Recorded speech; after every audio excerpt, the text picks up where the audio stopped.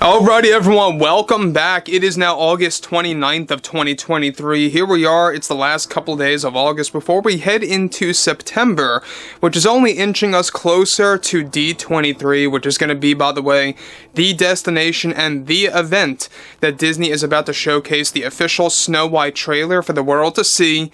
This way a lot of people can actually see what this thing is going to look like and how it's going to be executed visually and in motion. This is Mike Zero. Subscribe if you're new and like this video to see future updates. I'm also on Twitter at Mike01. I thank you also very much for the great and kind support. And let's get right into the subject, shall we? Now, we know that everything happening right now between Bob Iger and the board, they are all in a constant shakeup. They really are trying to stabilize Disney, trying to work out a plan that's going to basically bring them enough revenue in effectively for all of these up-and-coming movies like the Marvels, Snow White, and let's not forget about, of course, everything else related to Disney Plus with their shows. Now, we know that Bob Iger is in full panic mode because of what's been going on with the downward trend of box office results, the stock, merchandise, attendees at the Disney parks, mostly the Orlando destination. It's not looking good this year. I mean, 2023, I would really say, is probably the worst year in a very long time for Disney on all fronts. Anyway, let's focus on what's going on with Snow White 2024, and specifically revolving around the ending of this particular movie. Now, as we discussed earlier on in the month, they shot 3 ending scenes in total that were directed all by Mark Webb, alright? And this one in particular is a part of the final cut. However, with Snow White 24 going through many adjustments by Disney right now, one major development has to do with a specific sequence of the film that takes place at a location in the middle of nowhere that is described to be unwatchable for the audience. One big update about the ending scene involves a sequence after the death of the evil queen by the hands of Snow White using that magical weapon that was created by the 7 dwarfs. We talked about this earlier. One particular scene focuses on Snow White approaching the 7 magical creatures' cabin, which is where they live. This is where Jonathan, who is the supposed new love interest that's not really a love interest, is located befriending the magical creatures inside. The sequence begins to transition to a moment in which she sees the door open with all the 7 dwarfs smiling at Snow White, realizing that the queen is for surely dead. This is where they all begin to pick up their instruments and begin to play a victory song that is a mixture of both hip-hop and folk music. The creatures are seen using some of their powers, one of which begins to call to the animals, which deer, rabbits, and others come to their location to aid in the scene. This victory dance reportedly goes on for 5 whole minutes during the ending of Snow White. Both Jonathan and Snow White approach each other, and there is no kiss, no hug, but rather Snow White gives Jonathan a handshake.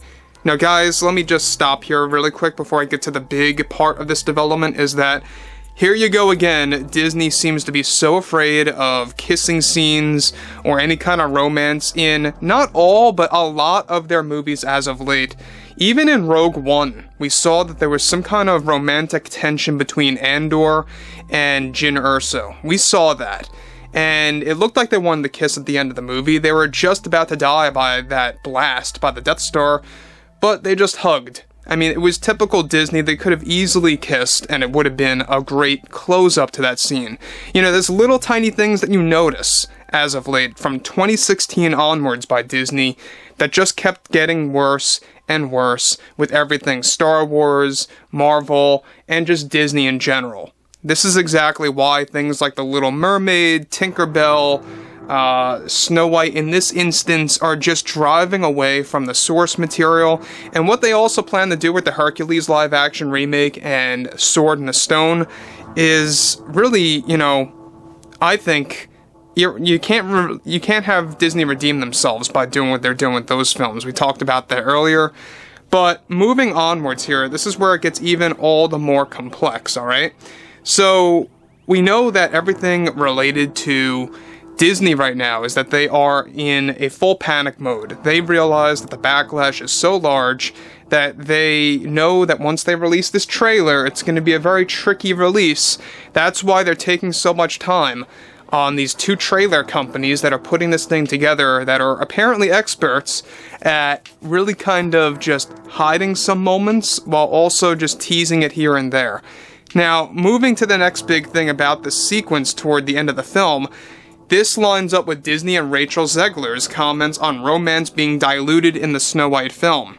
The shot focuses on the dwarfs again, where one of the magical creatures is seen controlling a portion of the weather by directing a ray of sunshine on their location to dissipate the clouds that gave the evil queen's death prior a dramatic appearance.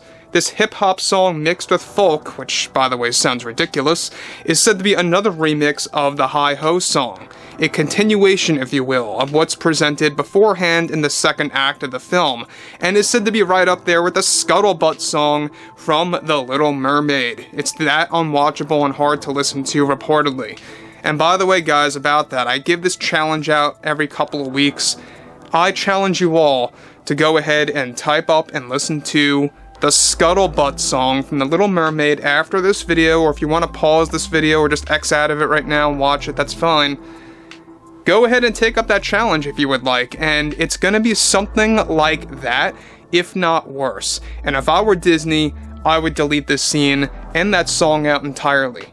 You know, you have it appearing twice in the film, and I think that's even more than damaging for Snow White. So here's the problem with this. Two major things that I really take away from the ending sequence in particular that we teased about and talked a little bit about earlier in the week. Yes, it is going to focus on the seven dwarves, and yes, it is going to focus on the death of the evil queen being celebrated. And the thing that I don't like about this is that they are deliberately throwing it in your face that Snow White does not need a man, she does not need romance, she doesn't need any of that. And I think at the end of the day, when you really want to get down to the root of it all, it's not going to send a good message to a younger audience, a younger generation, especially kids, let alone. You know, it's really, in a way, Disney brainwashing individuals on how to think. That's how I kind of see things at times, and it's becoming more and more vivid, because they're really becoming more, you know, controlled with this. They are becoming more persistent with this approach by diluting the romance aspect in all of the up-and-coming Disney live-action remakes. They want to steer clear from all of that. And the same exact thing, by the way, is going to apply to a lot of other properties that Disney owns. And other properties, by the way, that Disney is looking to buy. Very similar to how, you know, they bought Fox and they got everything like The Simpsons and the Alien franchise. Disney is not stopping. They want to get more properties out there. And we'll talk about that a little bit later in the week, because there's a lot to discuss on that front. But guys, I would like to hear what you all have to say about this below in the comments. And if you guys did enjoy the content for today, make sure to drop a thumbs up on this video to support the channel. And I will catch you guys next time.